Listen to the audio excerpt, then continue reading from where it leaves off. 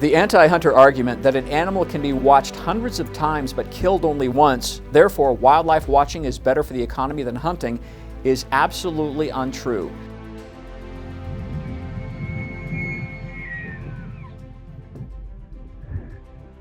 While it is true that people who travel specifically to view birds, elk, bears, wolves, bison, or other wild animals do help bolster local business where they go, they do not have anywhere near the nationwide economic impact that hunters do, for several reasons. First is equipment. The purchase of spotting scopes and binoculars to view wildlife does help the economy, but it generates $0 for conservation, wildlife management, or anything else that bolsters wildlife populations. Hunters are also among those who make those same purchases to enjoy wildlife viewing and to assist them while hunting. But other hunting equipment is an entirely different thing altogether.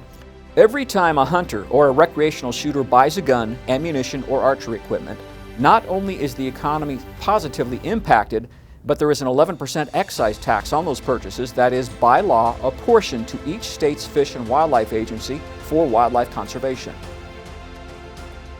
Since that tax was implemented in 1937, it has generated more than $12.5 billion.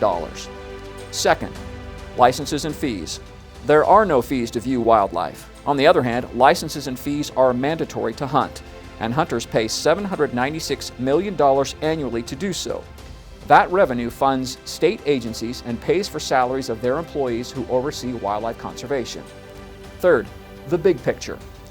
Research shows that in 2011, hunters and anglers combined to take more than 711 million trips and spent $90 million along the way.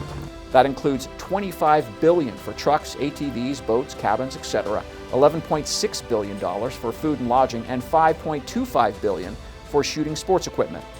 Spending by hunters generated $5.4 billion in state and local taxes, a sum that could pay the wages of 113,000 firefighters, or roughly 37% of all professional firefighters nationwide.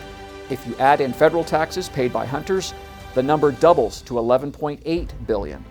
Here are some state-specific economy-boosting examples. California has the largest population in the United States, with more than 37 million people. Research shows 1.8 million Californians hunt or fish there in a single year and spend $3.5 billion doing so.